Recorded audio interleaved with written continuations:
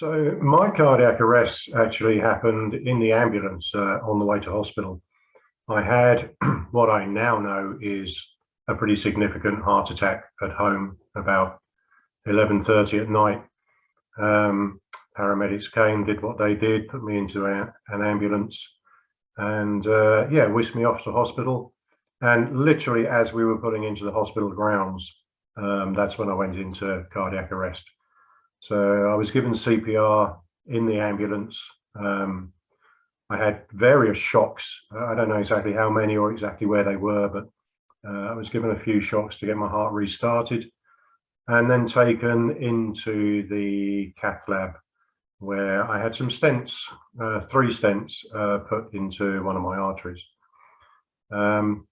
In between being resuscitated and going into the cath lab, I was quite agitated, so I was put into a coma, an induced coma, which I was in for 2 or 3 days. After that, I was on the ward, and they started a medication regime, which is what I now understand is a pretty standard regime for heart attack victims. So a beta blocker and a blood thinner, that kind of thing. I was only in hospital for about a week, actually just a little bit less than a week, and then I was discharged and sent home. And all of that was just over 9 years ago now, and I'm still here. I'm feeling, yeah, okay.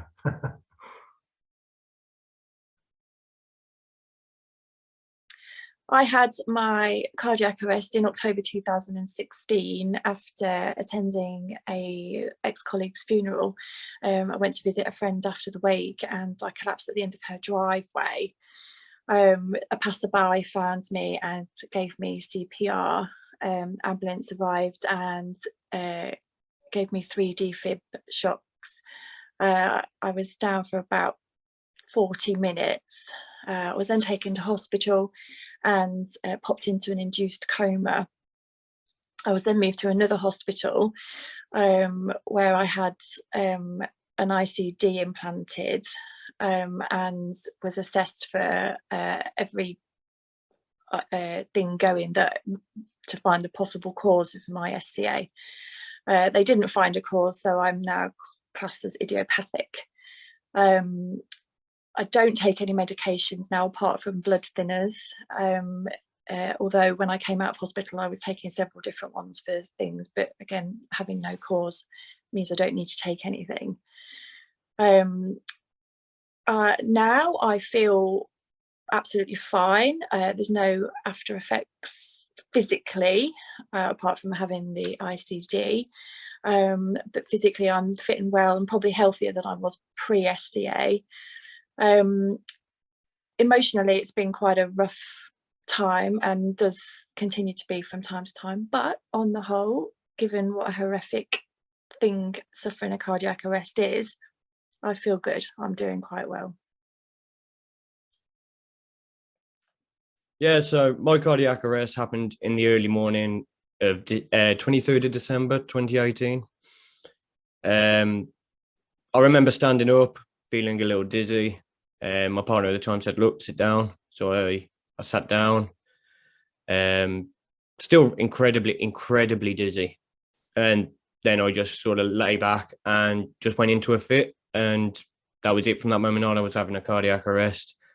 The ambulance took about 15 minutes to get to me.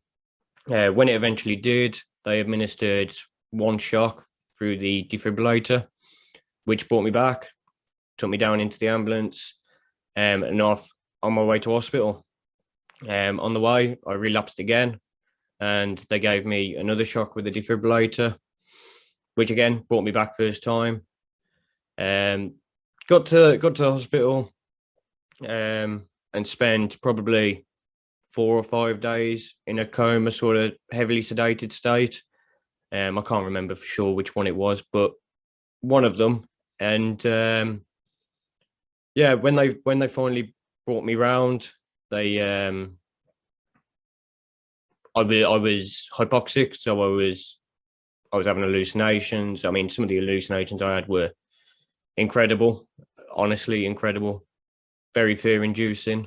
But I moved past them, and sometime at the start of January, the 3rd of January, something like that, I came round as if I am now.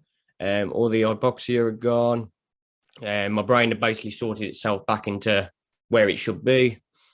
And yeah, so I spent a couple of days just sort of having, just sort of chilling out on the ward, so to speak.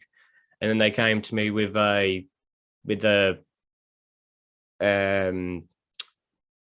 piece of paper saying basically you need an ICD.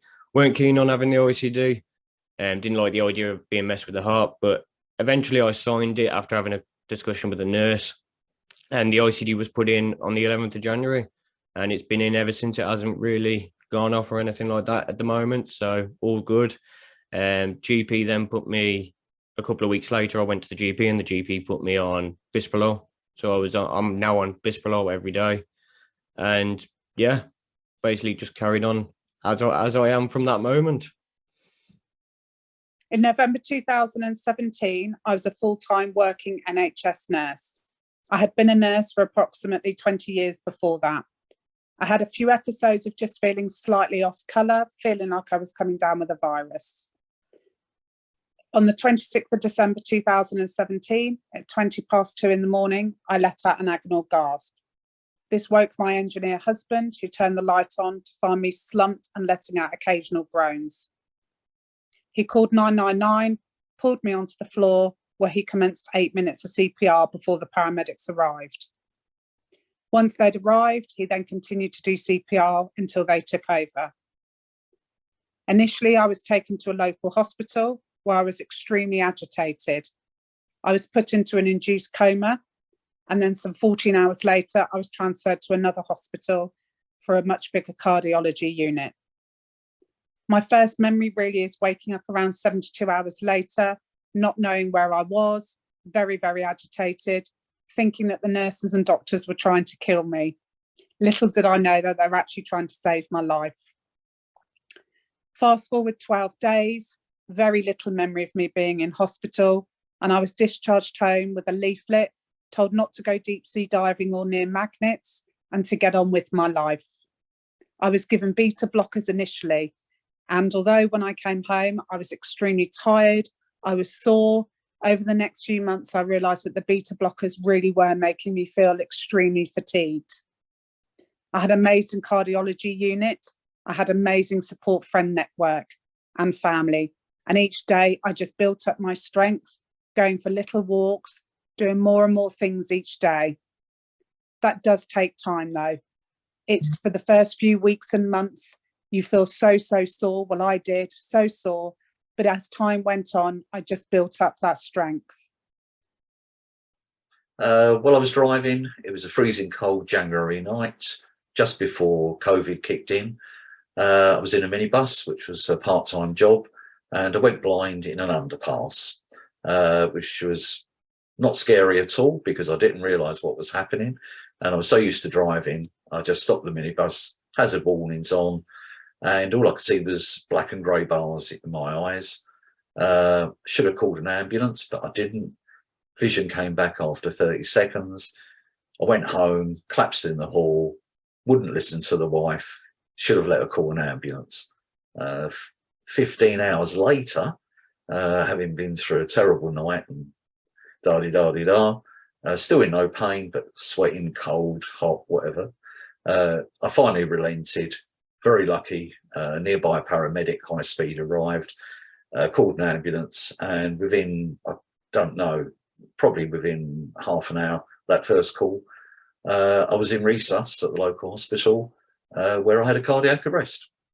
And then they brought me round by shocking me. And that was at Southend Hospital.